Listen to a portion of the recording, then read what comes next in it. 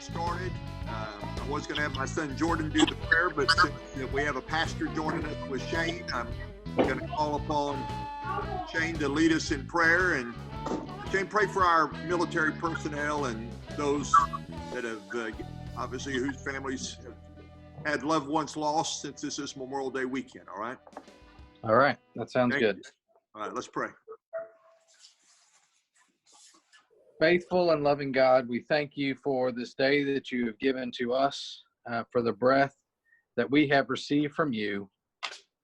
God, on this day, as we go into Memorial Day weekend, we want to pray for our troops. God, we want to pray for those who have served our country. And God, we want to lift up to you all those who have lost their lives in service of this country. And God, may we honor them in our activities this week. Lord, we ask your help as we seek to show love and support our troops. God, we ask that you would be with us as we look to serve our community during this time of pandemic. And we ask for your help along the way. God, I am thankful for all these brothers and sisters of mine that are part of this Rotary Club. And we pray this in the name of our Lord. Amen. Amen. Amen. Thank you, Shane. Appreciate that. Let's see, Jordan, if you'll put the flag up on the screen, we're going to say the Pledge of Allegiance. So, Lazaro, would you lead us in the pledge as we put our hands over our heart? Fellow Rotarians, please follow me on the Pledge of Allegiance. I pledge allegiance to the flag of the United States of America and to the republic and one nation under God, indivisible, with liberty for all. Thank you. Excellent. Thank you for that. Well, Neil and Blake are with us. We've enjoyed having some live music. And so, Blake, we're going to sing what song? My Country 'Tis of Thee. Today is Neil's birthday. Yeah, so let's sing our song, and then Blake, would you just go right into helping us sing Happy Birthday to Neil, all right? You bet. So this is My Country 'Tis of Thee. Please sing along. My country is the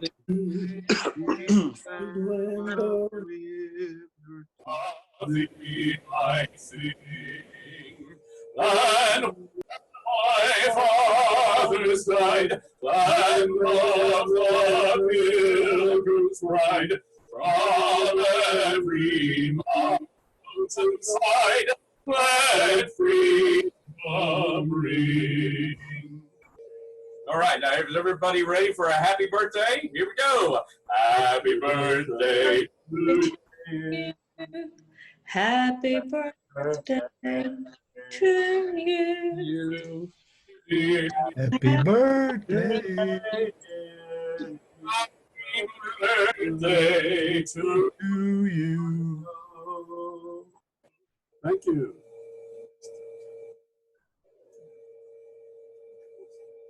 Neil. Yeah. Hey. Thank you. So glad that you were here to join us on your birthday and to lead us in song. So why don't you, Rotarians, I think y'all were muted a minute ago. Jordan, unmute everybody. Let's give Neil a birthday clap of applause.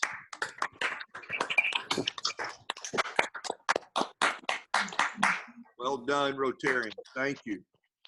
Well, before we go to our program here in a minute, we do have some guests. I'm looking around the screen. Is Patty on there yet?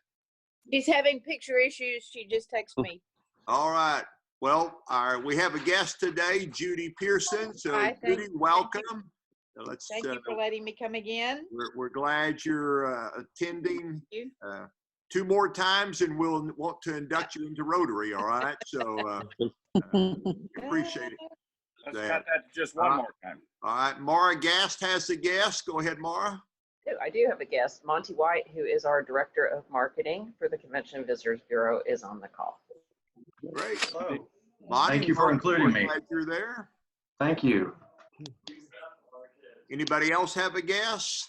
I'm looking around.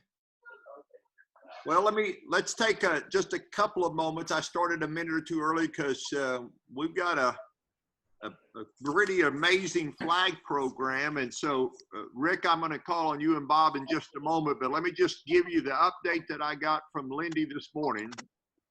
We have at this moment 997 flag renewals. Of those, 73 are new subscriptions. We have 727 that have not renewed yet. And we have collected $49,210 in revenue from the roughly 1,000 flags that we do have that have renewed at this point. So if those other 727 renew, that should be maybe another $30,000 in revenue to help our club do the things we do in the community. So a big thank you to all of you that are involved with the flag program, but especially our dynamic duo of Rick Lindsay and Bob Bourgeois. But I'll let you guys give a shout out to some of the others that have helped us as well. But Bob, Rick, which one of you wants to give us an update first?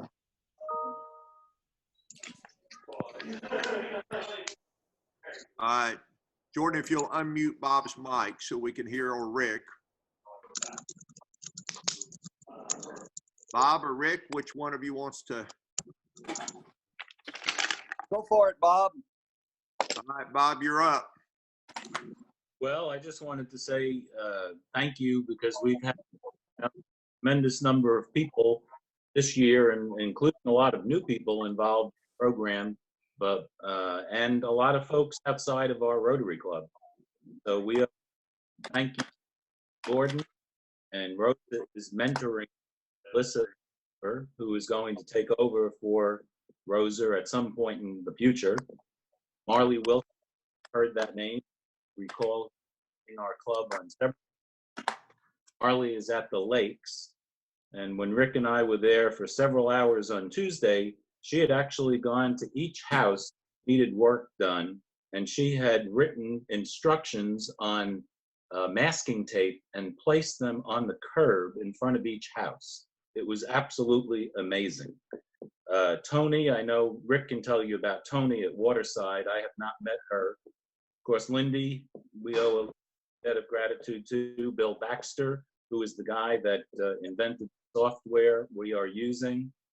And then, of course, our own club members and honorary club members, Bill LaBar, Patty Capeman, Ed McCarty, Jim Klein, Rick Lindsay, you, Robert, Jordan, Buddy Brown, Lazaro, Cody, Randy Hubbard, our queen of social media and communications, Maura Gass, David Harris, thank you for counting all the money, and Bill LaBar, during the past 2 outings at the YMCA shed, he and his crew put together 100 brand new flags, which was very high on Rick Lindsay's list of priorities, because Rick wanted all brand new flags at Millennium Fountain and at the Convention Center.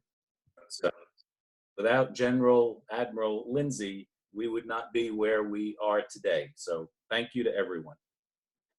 Thank you, Bob. Thank you, Rick. I haven't heard Admiral General Lindsay, but that's probably an appropriate term. So I don't know if we have to all start referring to him as that, but Rick, do you have an update for us? I don't know if I have a rebuke or a rebuttal, but anyway, thank you, Bob, for the great compliment. Yes, thank you, Bill, and that team. The flags look great. Go down, take a look at Millennium Fountain. When we have our celebration, the mayor does his celebration down at the Memorial Park. The flags across the street will look outstanding. So the Irving Convention Center with the white ribbons and all the new flags looks amazing. And yeah, Kathy Howard and Rosa jumped in here and helped us sort all this out. So a lot of great teamwork. And I guess if I could just challenge the Rotarians, it would be to please verify that you in fact have paid for your flag and your subscription, and walk around your neighborhood and sell, sell, sell. So between now and Flag Day, we'll have an opportunity to install new sleeves and get that number up, as President Alsop said, up where we need it, so we can have this real aggressive budget that we've had for the past 2 years, that we can give him monies for next year, which will start, what, July 1st? Yes, sir. All right, so sell, sell, sell. That's the name of the game from this point on. Thank you. Thank you, Rick. We did have a lot of sleeves to put out on Wednesday. I do think we got most all of those done. Bob, I did see your text message wanting an update from our end. I'll text you back that information after the meeting today. I noticed that Chris Dobson's on, so Chris, welcome. And Tracy Love is on, so Tracy, glad you're here. Don Jensen's on again now, so welcome to everybody. Want to make sure that everybody gets greeted properly as you come on into Rotary. Just real quickly, Tracy, did you have any updates you wanted to share with us from the YMCA? Unmute your mic if you're talking. Go ahead. Am I okay? You're on. Okay. No updates other than what I said last week. You know, the first 7 YMCAs are going to be opening June 1st, and then we should be right behind it for the most part. We're expecting to have all of the Ys opening in the month of June. Oh, and then we will offer summer camp this summer. We have 15 summer camp sites. Most of them will be off-site in other facilities around the Metro Association, Metro Dallas Association, but we will offer summer camp, which is good. Other than that, that's it. And Tracy, just one other thing our club may not be aware of, but since the time that we've been on these remote meetings, the YMCA has finished their campaign. And did you want to kind of announce that? Yes, we hit our annual campaign goal of $78,000 about 3 weeks ago, I think. Well, maybe a month ago.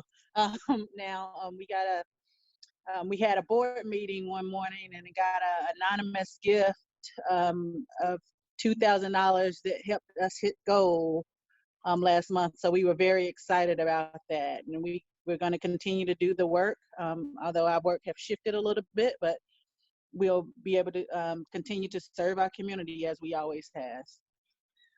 Well, thank you, Teresa. We appreciate everything the Y does in the community, and we want to continue to partner with you to help those that have those needs. Let me see.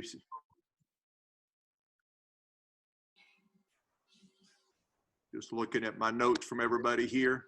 Any other announcements I need to be aware of or that we need to make before we go to our program today? Well, then let me just turn it over to Mara Gass to introduce today's program, all right? Thank you, sir, and it is my pleasure as we continue this month of celebrating travel and tourism while we can't travel or tour.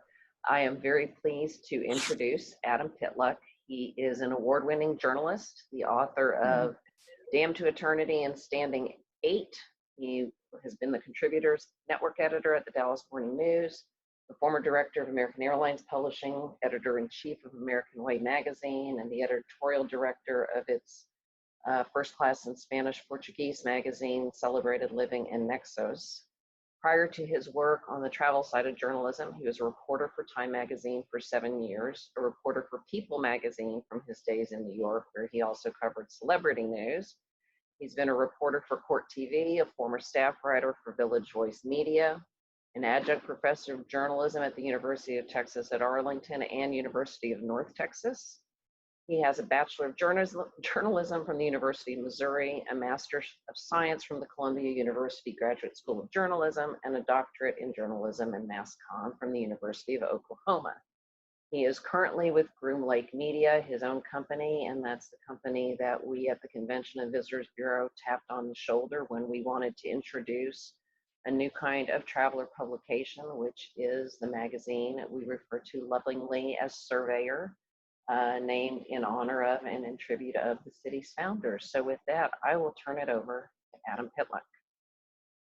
Great. Thank you so much, Maura, for the introduction. And thank you, President Alsop and the committee, everyone that joined, for having me.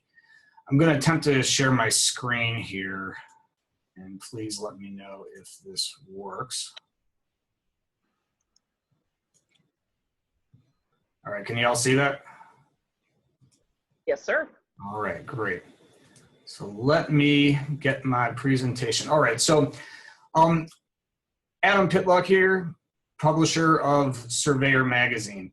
What I'm going to attempt to do with this presentation, this is going to appeal to those history aficionados and history buffs among you. I want to take you on a brief walk through memory lane on how we got to where we were, starting with the proliferation of magazine journalism, the hierarchical management structure therein, and basically how the travel media sphere, and in particular Groom Lake Media and Surveyor magazine, have adapted to a world of digital communication. So let's talk how we got here. So there was a time that magazine journalism represented a thorough deep dig of trending news and events that other media wouldn't permit or didn't have the space to do it. It didn't so much matter whether the magazines were tailored to or geared towards news per se, as all magazines under the consumer moniker essentially had a newsworthy quality about them, regardless of the currency of the events. Nor did it matter if the magazines were picture-driven, like National Geographic or Life magazine, or literarily driven, like The Economist or The Atlantic, or a hybrid of both, like Time and Newsweek. So the consumer magazines that exist today and have existed since Ben Franklin and Andrew Bradford printed the first magazines in America in 1741, they exist for two main reasons. Magazines exist to entertain and to inform. Now, while the tenets of consumer magazines remain sound in theory, the industry is devolving, and is devolving into an industry where the goal is no longer something so noble as the greater good, nor is the goal something somewhat noble like the education and edification of the readership. Because today, collectively, although those were the raisons d'etre for consumer magazines, in 2020, the primary goal of a consumer magazine is to survive. Now, custom publishing, that's different. That's a different story altogether, because that's thriving, and that's what we're going to get to here in a bit.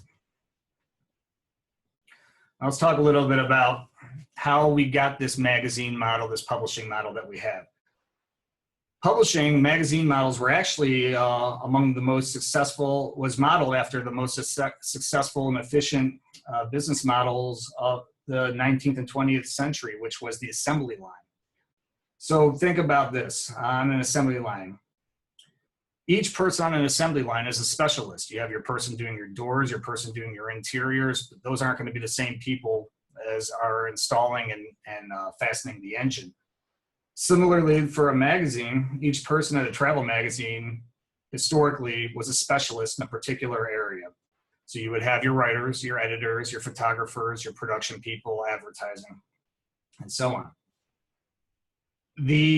During World War II, the hierarchical management model that ensued, what happened was it ensured that the most savvy, business-minded people were at the top of the production chain, and able to ensure that wartime assembly was efficient, and that in an effort to streamline communications and maximize productivity, there was a pecking order. It was hierarchical management, top-down, and heavy.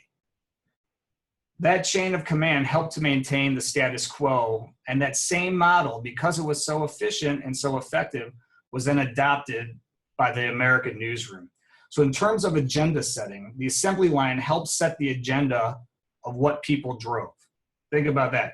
The more supply of an auto there was, the more of them that were coming off the assembly line, supply and demand. Supply is up, pushes down the price. In so doing, the auto industry was able to essentially affect what you drove based on your stationary income, your station in life, socioeconomic status, geography. They were pumping cars into areas where they wanted them to be and where they wanted you to drive them. It was a one-way conversation. You couldn't necessarily talk back to them. The only way to do so was with your checkbook. But the numbers were going up. Sales were up, so they continued to sally forth in that regard. That same one-way agenda-setting system was true of media companies as well. As you saw, large media companies buy up multiple newspapers, buy up magazines and television stations in order to exhibit their dominance over circulation and airwaves. And as such, the media then set the agenda with that same idea, that same one-way conversation as the auto industry. And they told you what was news and where to travel and what were important destinations, important things to do in those destinations. So in travel media circles, we did what we were told to do by the media, because that's our only foray into these travel destinations. Now, because the assembly line was so effective, the same basic structure implemented in the early 20th century is still employed more than 100 years later. And why is this? Simply because there was no reason to innovate the assembly line. Now, likewise, that is where the travel media market floundered, because by not recognizing a need to innovate at the turn of the 21st century and continuing along the same lockstep path as the auto industry, the mass communication appeal of media did not recognize and then adapt to the advent of the internet. So there's a fundamental change occurring in media right now. And it's one that isn't entirely new on the 20th and 21st century timelines, but it is taken in the context of the long history of the media. This change is not only fresh, it's something that has altered the fundamentals of media management. And what is happening in the 21st century newsroom is so profound and momentous that it challenges conventional wisdom regarding organizational change and change management, as well as that traditional one-way agenda setting and hierarchical management model that gained a foothold in America during World War II. Now, I want to talk a little bit about advertising, and then we're going to hold that thought. Now, if I do this effectively, we're going to circle back around and see how what we're doing with Surveyor and in Irving is different. So as we continue our way down this timeline into the present, we need to keep in mind that magazine journalism is a big business, just as subservient to the forces of capitalism as, say, the auto industry. So when times are good, people are buying and reading magazines. When times are tough, discretionary income is reallocated elsewhere. So according to a 2019 study, magazines have properties of a two-sided market, which is consistent with the perception that as the economy goes, if it's going well, so too goes magazine readership and circulation. When it flounders, so too do magazines. That is on a consumer level. The difference in custom publishing, what we're talking about is there's no competition. In custom publishing, when we do a magazine with Mora, when we do something for the Irving CVB, we're part of a two-way conversation where we are taking the temperature of the community and we're putting it in the pages of the magazine that we're then directly marketing to the person. It's not in any competition with any other newsstand titles or subscriptions. More on that here in a second. All right. This is an interesting time for publishing, one that we're writing the history books right now because of COVID.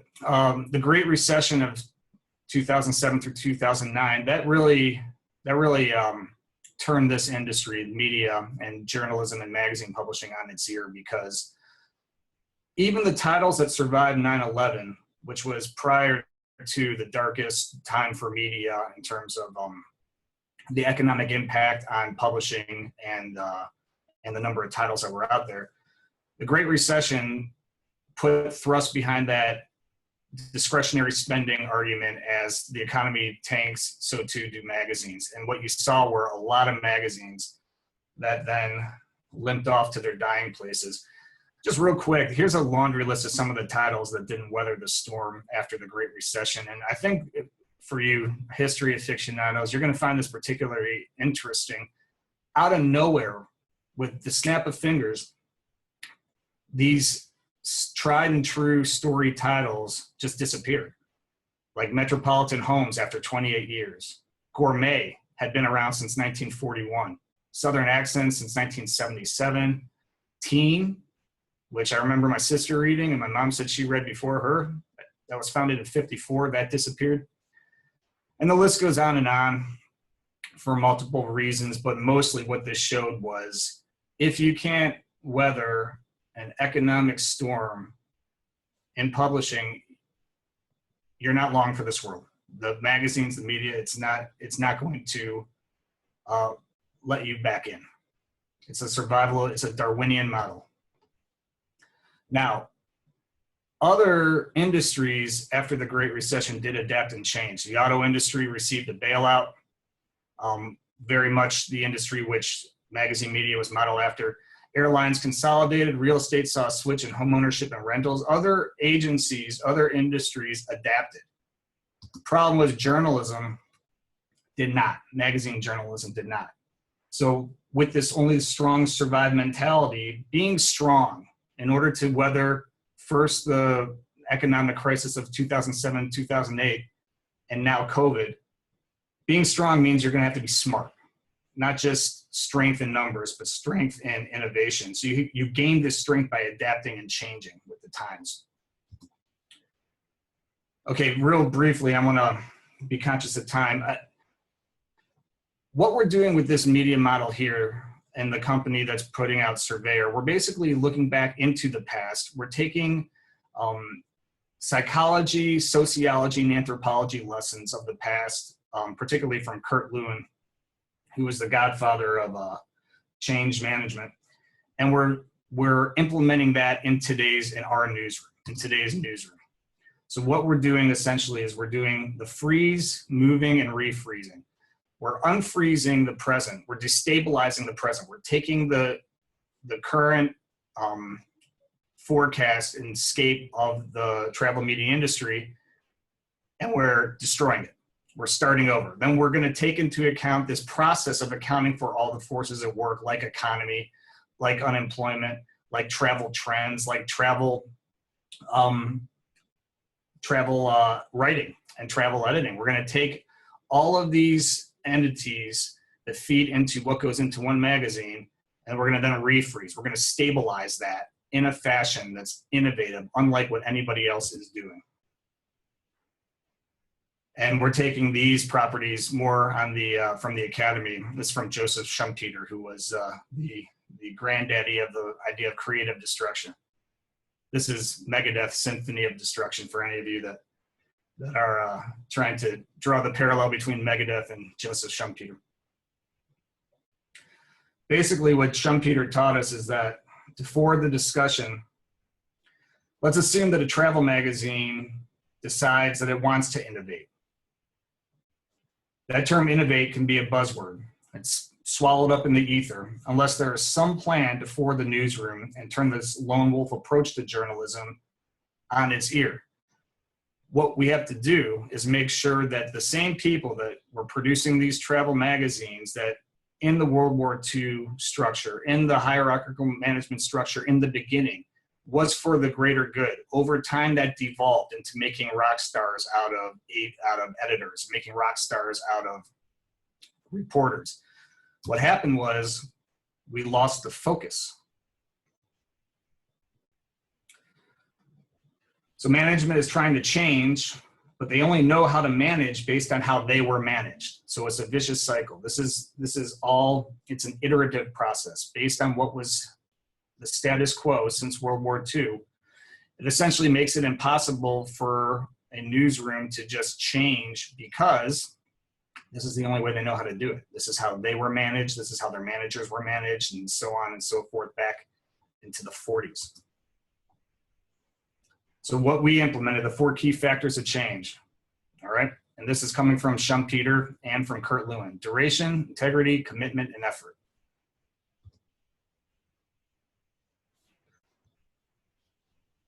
Peter Drucker, another scholar, management expert, he said basically now, if you want to be a print magazine, a print title in this highly digital world, you must now have properties of learning on the fly. You must add a new skill set to an old workflow equation. And most of all, you have to possess this integrity of character. Integrity of character. So what that means to us, and what I think it should mean to the publishers, custom publishing titles that do magazines like Surveyor, that highlight a destination. Integrity of character means you don't go out seeking the individual accolades. You don't go out trying to find star power in your writers and editors to promote them as this individual stars. What you need to do is recognize who has the real star power. The answer is your destination. In travel media circles, doesn't matter how big the names are of the writers and editors, the star power is derived by putting the onus and the focus on who you're covering. And that's Rusty from Starlight Express. I got theater kids. All right. So here's what we did. We made sure that we went out and got only local interests to do Surveyor magazine. That means all the people doing all the pages, writing, editing, photographing, all have some Irving Las Colinas presence or attachment. They have a vested interest in making sure that the best foot is being put forward to showcase your brand and to showcase your city and to showcase it as a destination. How is this creatively destructive? Like Schumpeter said, how is this different from other models? These other publishing companies, the ones that either limped off to their dying place during the Great Recession or that weathered the storm and are trying to figure out how to weather other storms, are still using that same hierarchical top-down heavy business model. They have a core group of people that, regardless of the destination, whether it's Irving, Texas, or Irving, California, the same people are going to work on that. They're not invested in their destination. They're invested in the company. They're invested in being a star. I think personally that that's going to be the old way of doing things. I think the only way to really attract visitors and keep their interest, literarily speaking, has to be by delivering content that has a different edge, a different nuance than you can get from somebody that doesn't know Irving well or personally, up close and personal.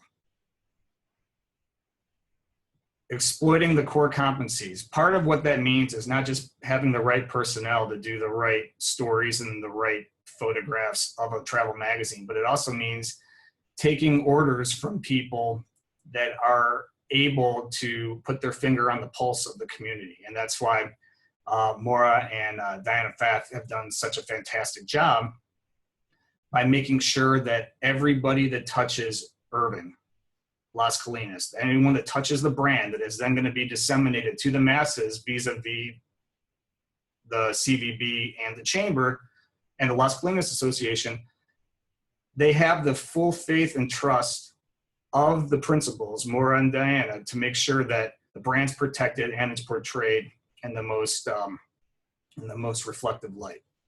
So I'm going to close the history lesson up here. You had the hierarchical management structure that's not working in a lot of newsrooms because they're not succeeding. This is pretty cluttered. This is busy. Looks like an assembly line model that you would have seen in 1920 Detroit or on a wartime 1945 assembly line. Top down, heavy. Here's what we did. All right, we turned it sideways. The lines of communication is no longer a pecking order. If we're doing a story about Irving, and if we need to have a travel story about Irving, and if the writer needs to get some important detailed information that only somebody with an intimate and internal knowledge of Irving can give, that person doesn't have to talk to the assigning editor, to the associate editor, to the staff writer, to the news editor, the feature editor, the senior editor, the executive editor, all the way to the editor-in-chief. And I'm talking fast because that's how cumbersome it is. Now, these days, if someone needs to know about Irving food, for instance, they don't have to go through the chain of command. It's a phone call away to either Diana, Maura, or anybody else that has a vested stake in making sure that particular genre of story gets adequately and accurately reflected in the pages of this magazine. And I'm wrapping up here. Let me just show quickly what we've done here with Surveyor. So we've now done 4 magazines of Surveyor. We've done a little innovating. If you look at this last issue, the one on the far right, City on the Rise, we've now rebranded Surveyor to be the Irving Visitor's Guide. Part of that was because we were innovating. We were moving with the times. The comments we received back were very positive, that they liked people liked the information in the magazine. The issue they were having was that they didn't know what Surveyor was. So just by putting this strap line at the bottom, we kind of cleared that up. Inside the magazine, I think what Maura is doing and what the CVB is doing is a very good 1-2 punch. Each issue opens with Maura putting her finger on the pulse and communicating where travel is going as it pertains to the CVB. The next page, the editor's word, is where I talk specifically about what's happening in this issue. So you get the macro and the meso with those two, and then we get into the micro, which is the actual stories. Although this is content marketing, direct marketing, make no mistake, this is every bit as professional of a general interest read as you can possibly get. Different sections of the book, of the magazine, the front of the magazine, our itinerary section are your quick hits, where you'll see the best of food, entertainment, lodging, what's going on around town. Our features, we do everything from really heavy, detailed food writing, because Irving is such a foodie town, all the way to the best entertainment. I know some of these photos are kind of cringeworthy now when you see large crowds, but we need we need to make sure that Irving is recognized on the global level for what it's become, which is a destination for live music and concert venues and for pet-friendly places. And then the back of the magazine, we get into the nuts and bolts. We actually show you the events that are coming, and then we give you a map to show the proximity to Dallas-Fort Worth, but still putting the focus on Irving as the destination and not as a side trip or a day trip. And it's been effective. With 4 issues, the first 2 won international awards.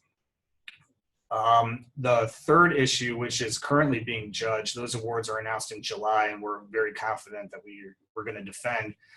And then after that, we're going to go to the 4th issue and try to win again. So I think I'm out of time here. I hope I was able to bring that around full circle, and I appreciate all of you taking a history lesson trip down memory lane with me here. Adam, this is Maura. Yeah. Would you tell us what your connection is to Irving? Yeah, it started, real quick. So I'm the past editor-in-chief of American Way magazine, which is the in-flight magazine of American Airlines. And my connection to Irving started with just driving through town every single day for 10 years to get to the office. What it did, though, over time, as Irving continued to grow and as Irving continued to expand and become part of the destination, what it became to me was when people were coming into town to visit me, like I said in the beginning, I'm not from here, but I've been here a long time. When people are coming to visit me, I had a laundry list of activities to do, a preponderance of which were in Irving. So we have this vested interest, this love of watching the city evolve and thrive, and figured this is the best way to tout it, was using my strengths in magazines and the Convention and Visitors Bureau's strengths in marketing and putting the product forward. Are there any other questions?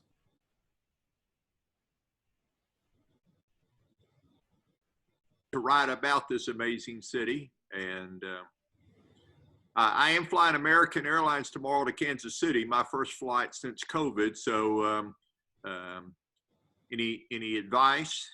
Yeah, just hazmat suit up. I did my first flight last week. You know, I had you just no skin showing and put that mask on and just try to take a nap and wake up when it's over.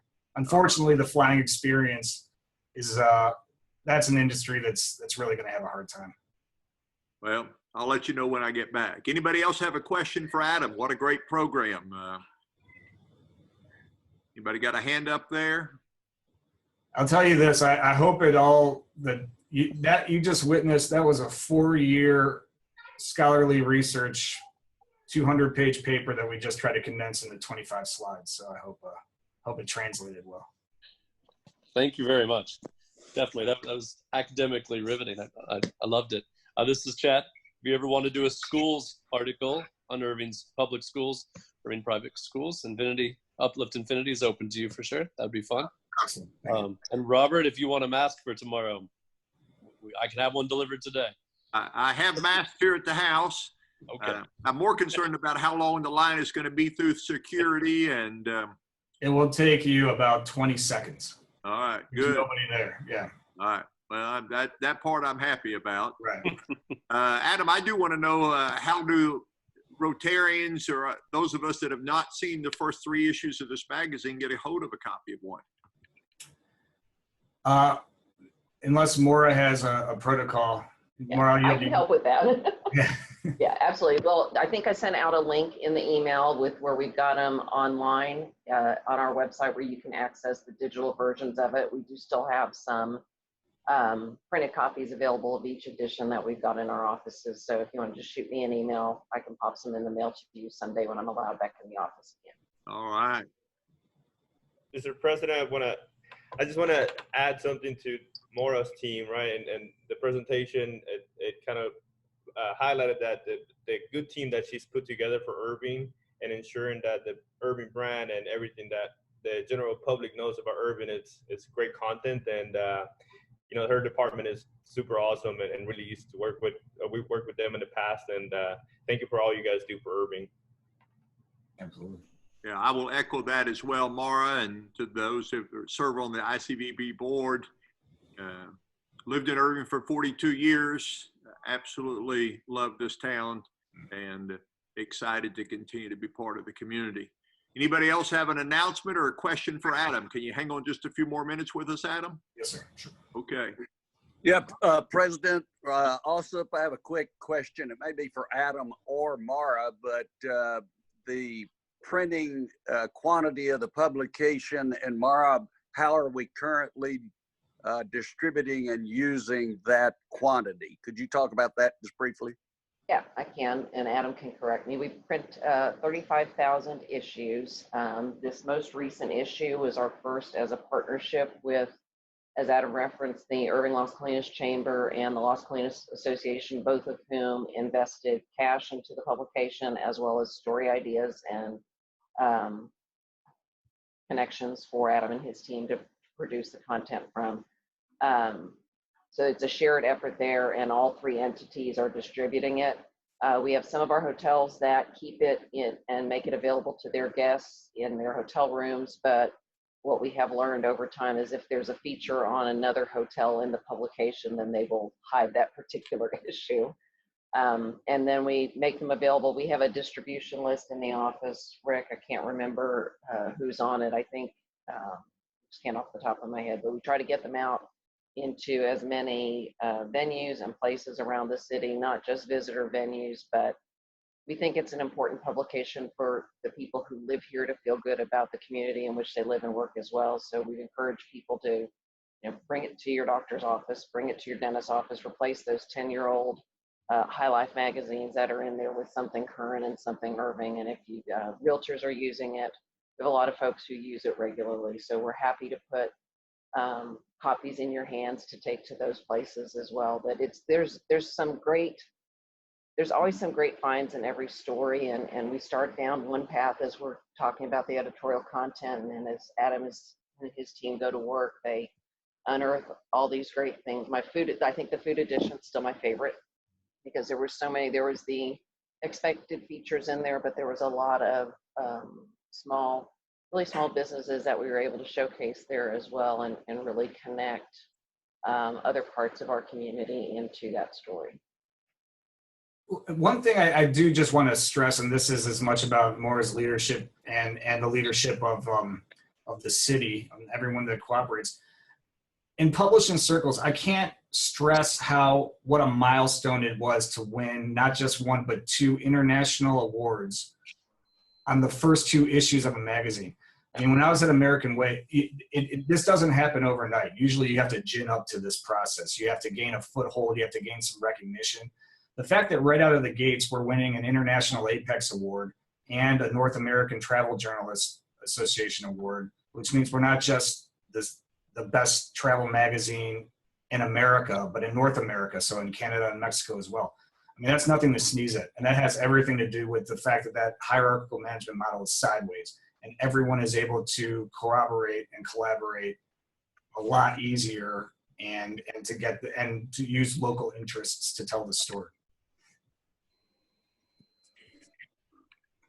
Thank you, Adam. Anybody else?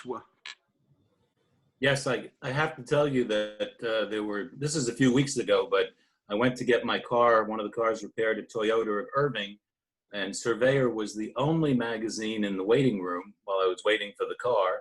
The following day, I went to Baylor Scott White, and I was in a waiting room there, and there were other magazines, but Surveyor was prominently displayed at Baylor Scott White. There were plenty of them. So for a few days, everywhere I went, it was in every waiting room. So the imaging place, it was everywhere. So your distribution list, I think, is excellent, Maura, and hats off to Diana as well. And the only other comment I wanted to make, Robert, was Millennium Fountain flags are still available, and you can go to flagsoverirving.com to subscribe to those. Thank you.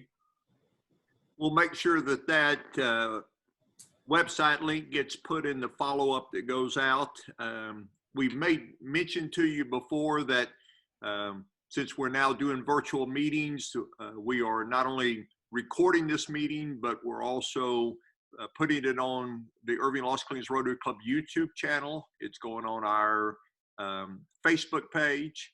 So encourage you to go see that. There's also other means, our Twitter account that we're trying to connect and get stories out there, but we're also trying to reach prospective new Rotarians. And so Jordan wanted me to ask you, and Jordan's listening, so I'm gonna ask him to jump on here. We really need you, if you have a social media presence, Facebook, Instagram, LinkedIn, whatever it is, to go like our page, follow our page, share our page. It helps us get more traction in the market. And it's also a very good way of reaching out to people and telling the Rotary story as far as what we're doing. So Jordan, was there something else that I failed to mention you want the club members to do? No, yeah, just whatever platform that you're currently on, that you're currently using, you know, we're already reaching out to you. And so if you can just take that moment and just follow or share, you don't have to like every comment. You don't have to share everything that's sent out. That's not it. But really all it is just we want to be able to be connected. So whenever we do send things out, that way you get to see it. And I will tell you that Jordan edits down our weekly meeting to just about 35 minutes. And I believe last week we had 17 people went in and watched our Rotary Club meeting through our YouTube channel. So there were people, maybe some of you that were at the meeting that had to leave early, or those that weren't able to attend but still came and watched the meeting. And that's part of what we're wanting to do. We're also having some people that are not Rotarians that are jumping on and watch part of what we do in Rotary. So the hope is that when we exit this shelter at home and we get to meet back together, perhaps there'll be some new people that'll show up that'll say, hey, I've been watching your program and I want to be part of your club. What a great way we can grow Rotary during this time. So thanks to each of you. Bob Bourgeois sent me an email during the meeting. And so if you'll just bear with me just a moment. Special thanks in the flag program to Rosa Gordon, Melissa Schreiber, Marley Wilson, Tony at Waterside, Lindy Kimberly, Bill Baxter, Bill Labar, Patty Caperton, Ed McCarty, Jim Klein, Rick Lindsay, Robert Alsop, Jordan Alsop, Buddy Brown, Lazaro Alvarez, Cody Campbell, Randy Hubbard, Mara Gass, David Harris, and Bob Bourgeois. 20 people helped do what we need to do with flags this week. So thanks to all of you. And if you have some time to either put out sleeves or help us with flags, this is really an important time for our flag program. I want to just give a special thank you to Judy Pearson for coming back again. Patty, thank you for inviting Judy. We're glad you jumped on. Monty White, we're glad that you were able to join us today. And Mark Zeski, please come back and join us anytime you want to jump on and be part of our Rotary Club meeting as well.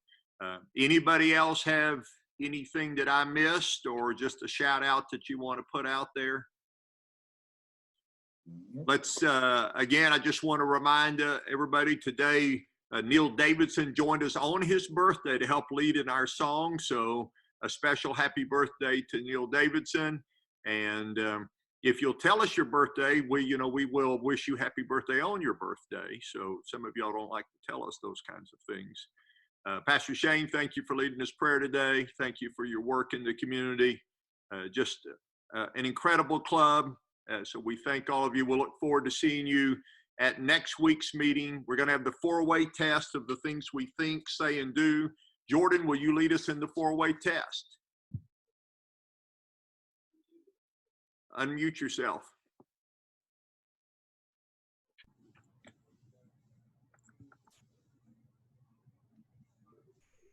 Is it the truth?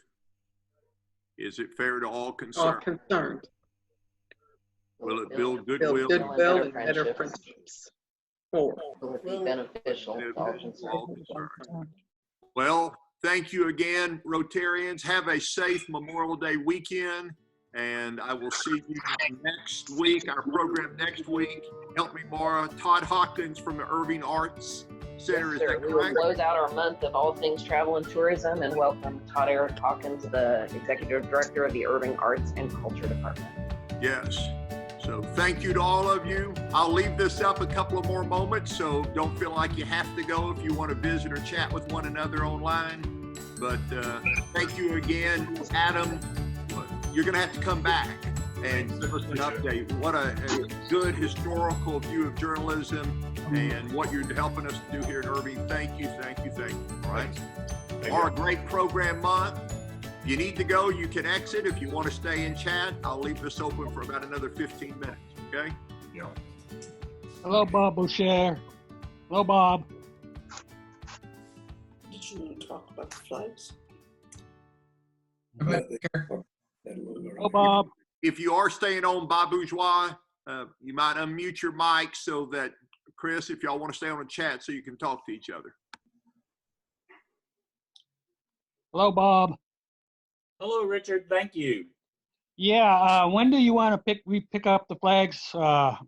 Tuesday or Wednesday of next week, or do you know yet? Don't know yet. We'll have to look at the weather. And we'll have to check Admiral General Lindsay. Yeah, where is he? He's not on there, is he? I don't know. Was he here? I don't think so. Well, he got off quick, didn't he? All right, we don't want to put him away wet, so I'll get back with you. Thanks, Richard. Take care. All right. Hey, Don. Hey. Hi, Chuck. Hey, I heard Mark Zeski's name mentioned.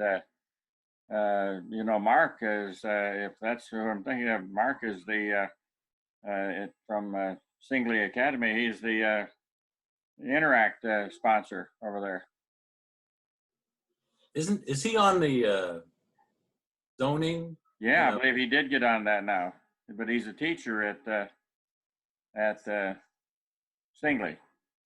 Isn't he? Unless there's 2 Mark Zeskis.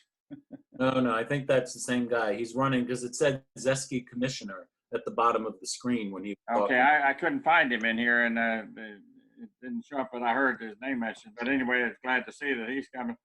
He'd be a good member.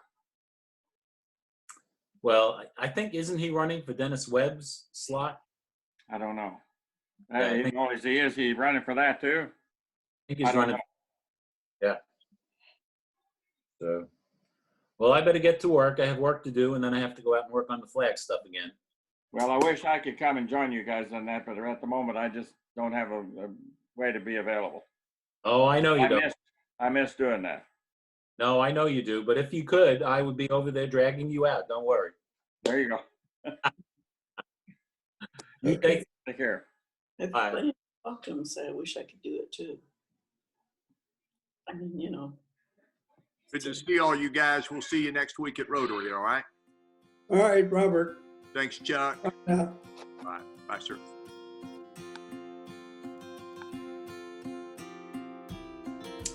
Okay. Just sit down.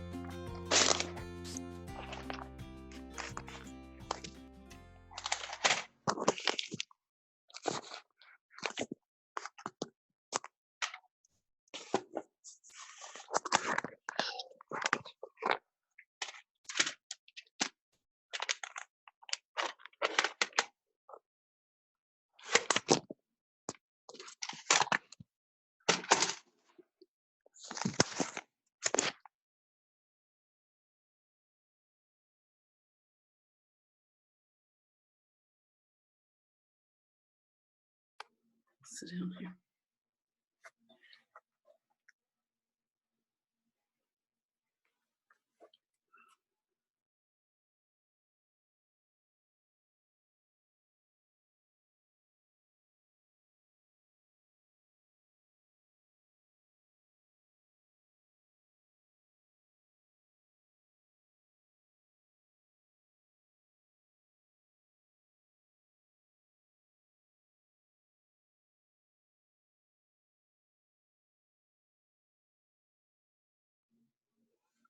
Say hello, anyone here?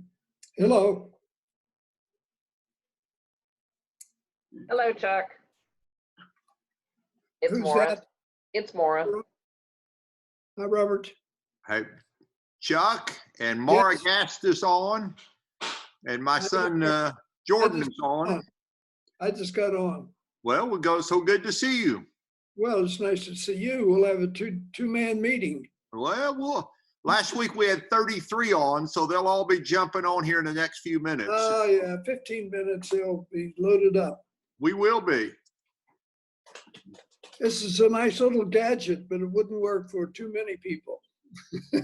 Have you, do you know how to change your, are you doing it on a computer or on an iPad or a phone? On an iPad. Okay. You can, I think it's down in the bottom left-hand corner. You can tap on it and go to gallery view, and it opens up to everybody that's on the page. Oh, is that right? That's what you have. Oh, that's a Jordan. It has Jordan also. Yeah. Rick? No, that's not Rick. Oh, Rick's not here yet. who is it? A lot of times. Robert is here. Robert also. Yes.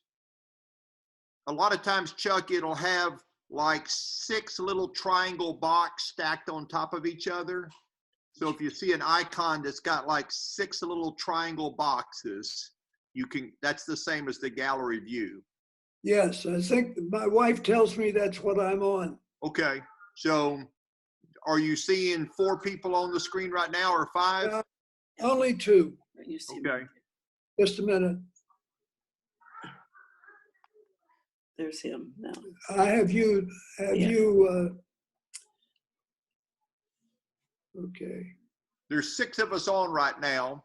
And Okay.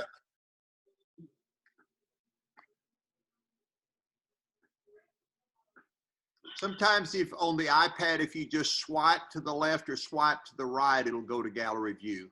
Yeah. Not doing that today. Okay. Huh.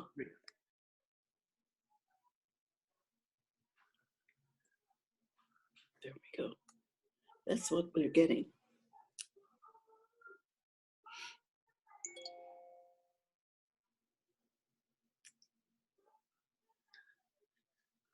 if there's just two of us up there, you and me, Chuck, that's what's called speaker view.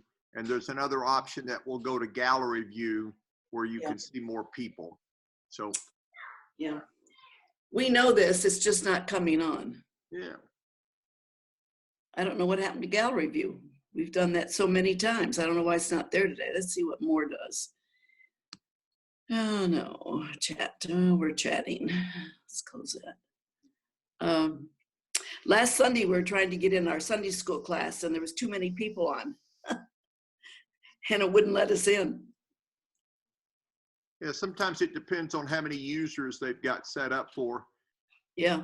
But even I'm on my laptop and it'll let 20 people on the screen at one time, but then then it puts everybody else on the next screen, and so then you just shift back and forth between screens. Right. Oh, there that is. Well, when I hit it, it comes up, but it just shows you and Chuck. Oh, yeah, that's speaker view. Well, it says switch to gallery view. So I know how to do that. I can push it. I know how to do that, but it doesn't come up is what I'm saying. It's not switching. No. John Van Buren's joining us right now. Janet, that's because everybody else has their video off and you probably have your settings to mute people with their video off. Oh, I have them all on. Should I mute it? No, I'm saying there's only, right now there's only 3 people that have their video on. Oh, I got you. Okay. She does have her video on. I just think she has it turned towards the ceiling, Jordan. Now she's got it off. Yeah, no, she was saying that she could only see a few people, and that's what I was saying. Okay. Where are you? What's up here?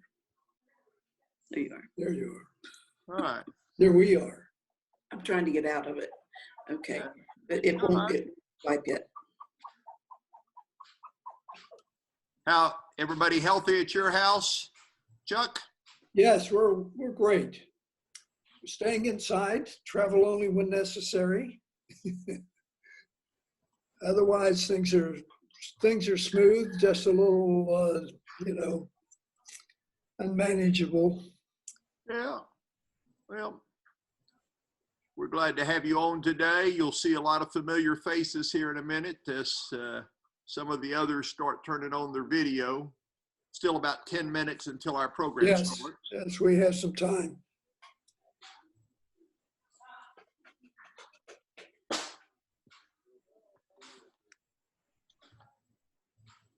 All right, now we're getting a view of John's pantry. Or John, are you showing us your pantry's empty and needs a little bit more restocking there? For some reason, my regular camera won't work, and I'm getting an error message that says you better try another camera. Try another camera. So the other camera happens to be pointed into the closet. Sorry about that. I can fix it. Just take a minute. It says, are you on yet? There you are. I'm on, but I'm just listening. Oh, you're listening. You said one. Okay. There's John. Yes. John, say hi to Chuck Schumer. Oh, Chuck Schumer. Who? Looks like. Or Chuck Boy, excuse me. Chuck Schumer. I didn't vote for that dog. Yeah, I'm sorry. I don't like that. Hi, Jen. I'm almost there. John. John, you want me to lean in there close and I can help you with that? We're getting a video. Yeah, it's just my secondary camera. I don't know what's wrong with it. I can see you. Yeah, I'm okay now, but it's a low res camera that Hey. It seems to be the only one that wants to work. Downstairs. On this, and you go downstairs. John, you got a little battle scar on your right eye. Is there a story? I have to stop going to those biker bars. That's all. Yeah, I'm telling you. Or you might have to change your opening joke. If you want to look like this, I'll give you the name of my dermatologist. Okay, is that who's responsible? That's who did it. All right. I look a lot better than I did 4 or 5 days ago. Well, you keep talking in the process. I'm going to try to get this other camera going, which works better. So you may not see me for a few minutes.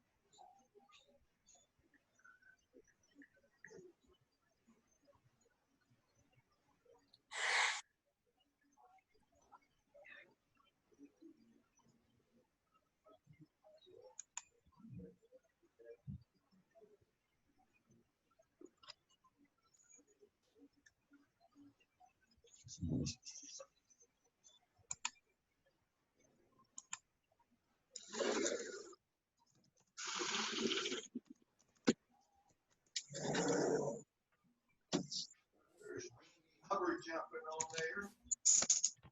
Yes, sir. Can y'all hear me? Yes. Chuck is here. Hey, Chuck, I see you. Are you out at the ranch? You on the back 40 or? I am. I'm on about the middle. The middle 40? That's my view right there. That is a pretty impressive view, sir. My goodness. When are we going to have Rotary out there? Well, we need to, don't we? Yeah, we could do a field trip. We come out there, we could socially distance for sure. Exactly. Everybody brings a sack lunch. Everybody gets And a chair. quarter acre and a lawnmower. We just all have to mow our quarter acre. Is that? Hey, I'd appreciate that, but it might be a little bit more than an acre, depending on how many show up. Well, we'll have to all get on the tractor and go for it, huh?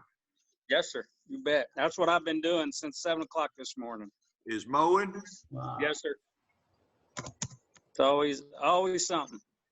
Well, it's, could be worse. Keeps you out of trouble. That's right.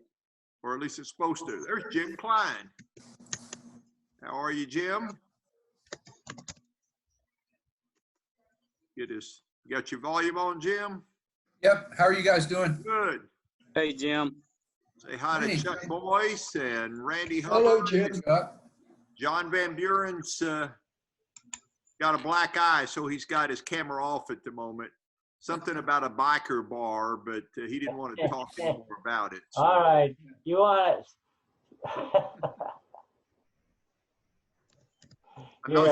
I'm not sure his story passed the 4-way test, but yeah, there he is on that. There you go. Y'all check under that right eye. There you go. Look at it. Oh, my goodness. Okay. It's a good thing my other camera doesn't work because you can really see it on that camera. But, you know, if you want to be a gangbanger, you're going to have to put up with what happens.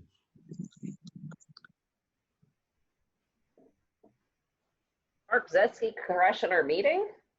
Yeah, there's more people now. I believe it does look like Commissioner Zetsky has joined our meeting. You see different people over here. Yeah, you see different people now, don't you? Yes. Okay, that's what I was trying to do. Mark, we're glad you're here with us today. Thank you. Appreciate your work with the Interact Club. Oh, glad to help. They're good kids. They are good kids. My son Jordan enjoys working with you as well. So, well, that'll be great. He invited me, so I thought I'd hop on.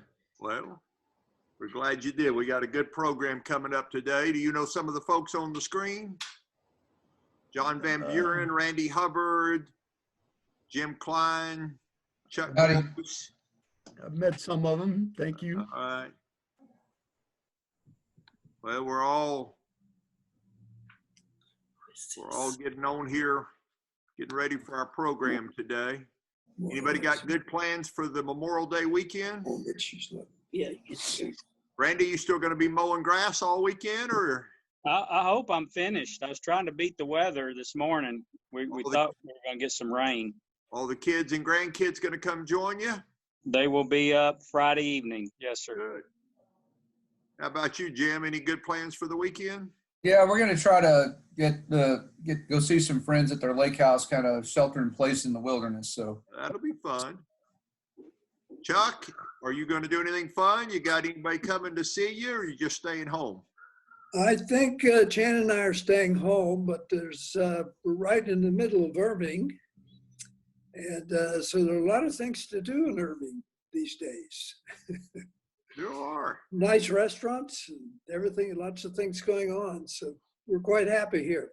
Stay close to home. How about you, John? Well, the widows on the circle are after me to smoke ribs. But I think I'm going to tell them I have a cough. Okay.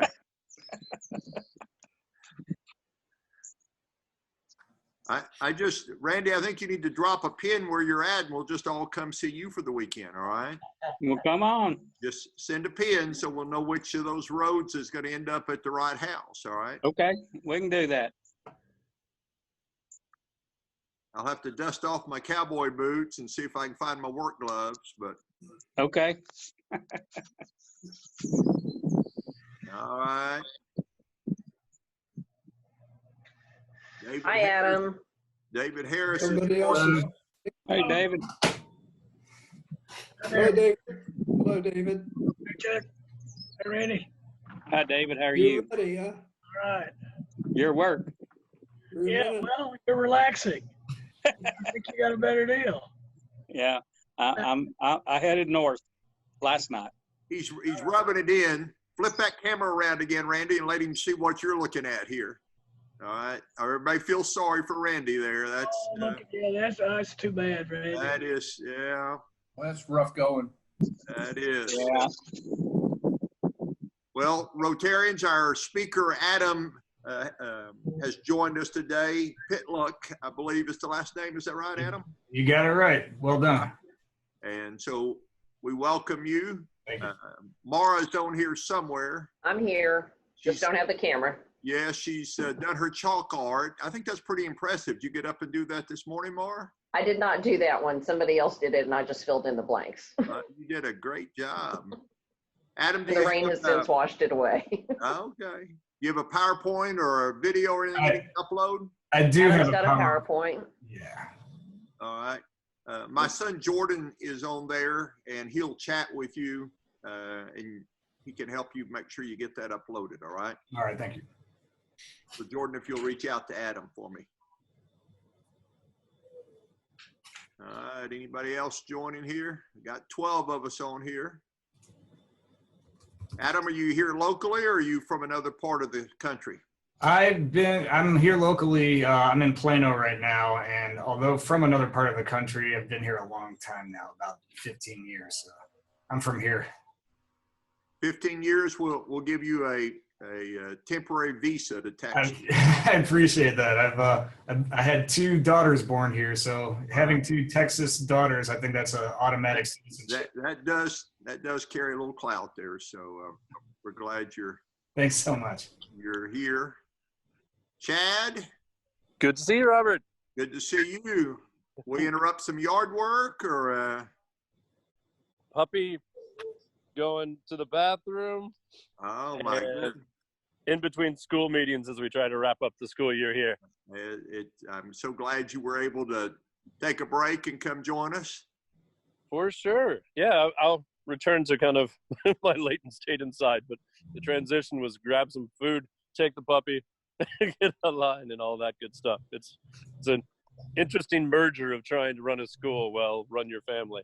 Absolutely. All remotely, yes. Right. I usually don't have to do the dishes too often at school, but a lot more of that now. Yeah, no excuses now. You're always around there. I know, exactly. Lazaro's jumped on. How are you, sir? I'm a little sore from yesterday, but how are you? Yeah. Lazaro came down and helped us do sleeves yesterday. We had 62 sleeves we had to do. And so Jordan and I delegated to Lazaro 48 of them, and we just took the other 14. So I got lucky. I had some help, so yeah, you got you brought Cody. Cody with you, and Yeah. My wife has actually now sewn over 2,300 masks. Wow. For first responders and a whole medley of different people. So that is another, like, if she's going to help the world that much, I'm helping my students as much as I can, but somebody has to take care of our kids. So I've ended up spending a lot more time doing that. Dog and I can't sew. That's all right. Richard Raymond, welcome. We see that you're on there. Thank you. Try to see who else has popped on in the last moment. Y'all keep moving around on the screen on me.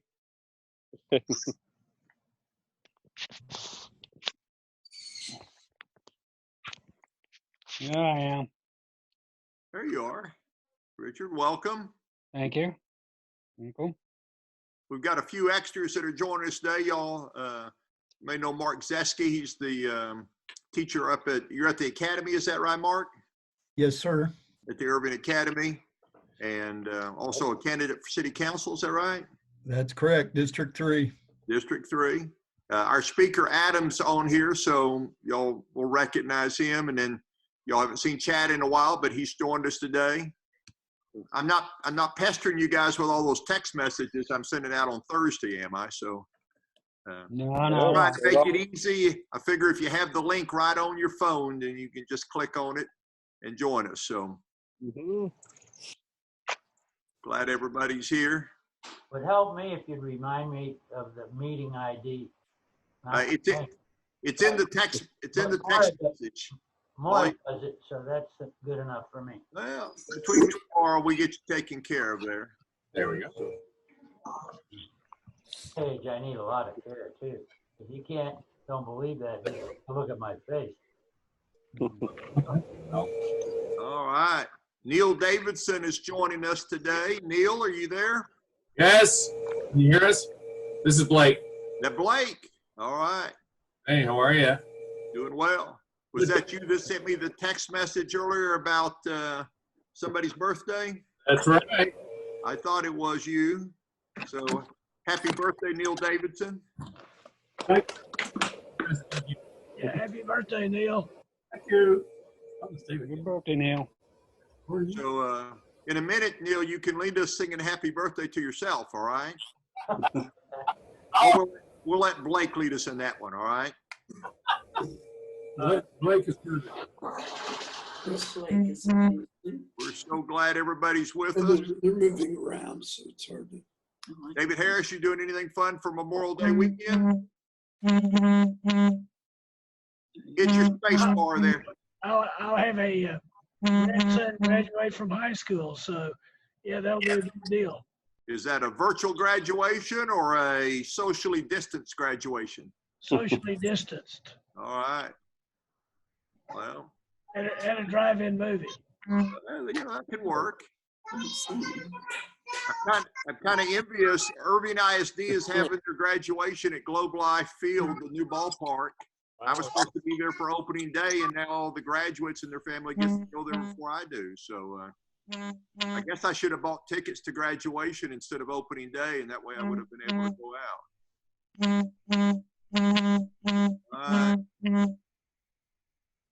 I don't know. We're glad to have everybody here. Monty White is here. Hello. How are you? We're glad you're joining us.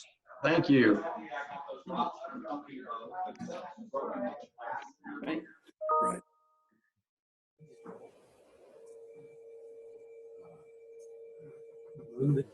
Yes. Yeah.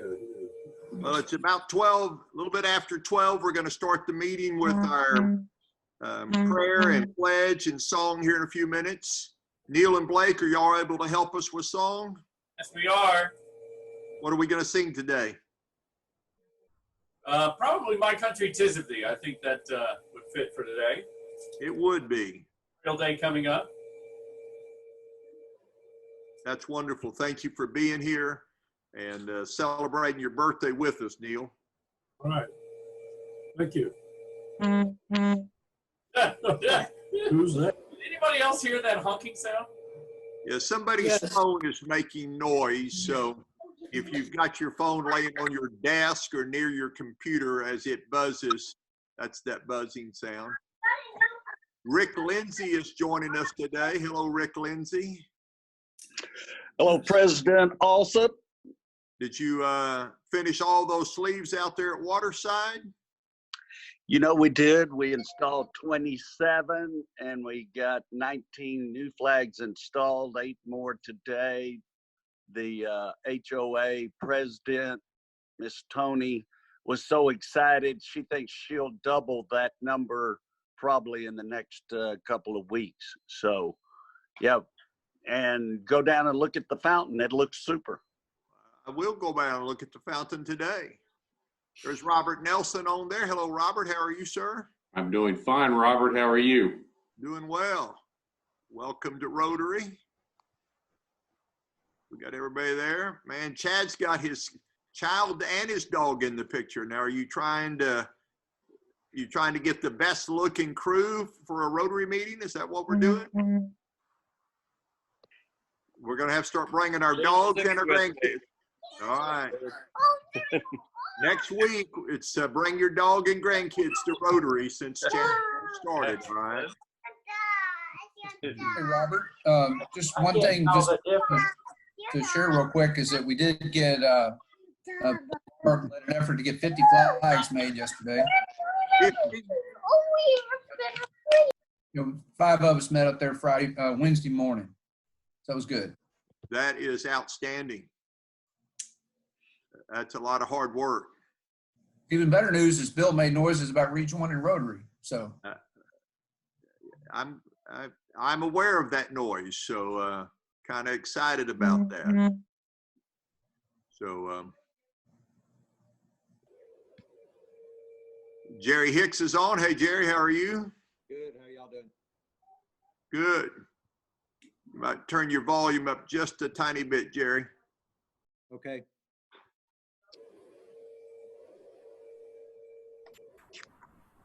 Lazaro, are you on? Yes, sir. In a moment, we're going to do the pledge. Will you lead us in the pledge? Yes, sir. Okay, I appreciate that. Well, y'all just keep saying hi to each other. I'm going to step away for just a moment to go talk to my audio engineer, and I'll be right back, and we'll be ready to get started, all right? Okay.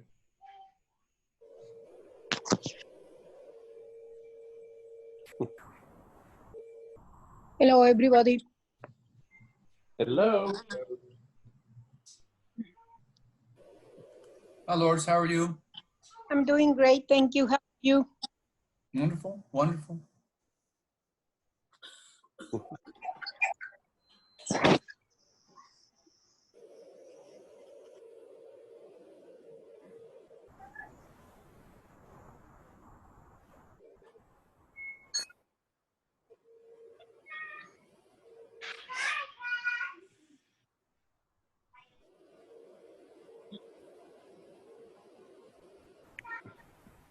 All right, Lourdes has joined us. Hello, Lourdes.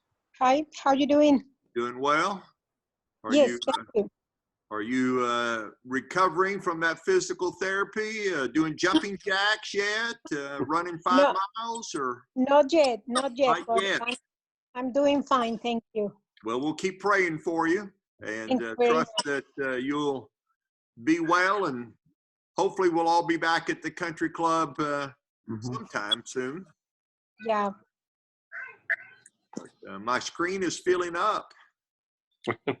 Now, all of you know that you can do gallery view and you can see more people on your screen.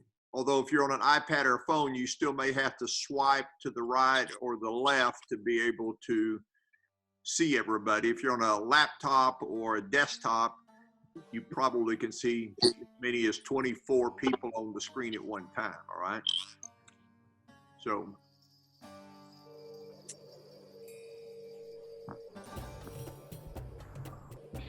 Adam, how much time would you like to have for your program today? I'm going to try to do it in about 20 minutes and leaving some room for Q&A at the end. Okay, very good. We're going to start about 12:15 with our typical invocation and pledge and prayer and song. And then we'll have a few quick announcements before we go to you, all right? All right. Shane is on. Shane, I didn't contact you this morning, but since you're on, would you lead us in the invocation in just a moment? Sure thing. All right. We'll let you do that. There's Madam Secretary Linda Despain is joining us. Hello, Linda. Hello. Glad you're with us today. It looks like she's driving and Zooming. Let's hope Linda's Driving and Zooming. Okay. The parking lot. Oh, just in the parking lot. All right. Well, Judy has joined us. Judy, we're glad you're here. You got on before Patty did today, so we'll. I beat her. You did beat her, all right. Beat her by a minute, probably. We'll see. Thanks for letting me join. Well, we're excited. We got a great program today. Good. There's Bob Bourgeois joining us. How are you, sir? Well, thank you. That beard is certainly filling in there. Quite becoming of you there. That's amazing. I like it. Lourdes, you've swapped over and joined on the iPad so you can see more people.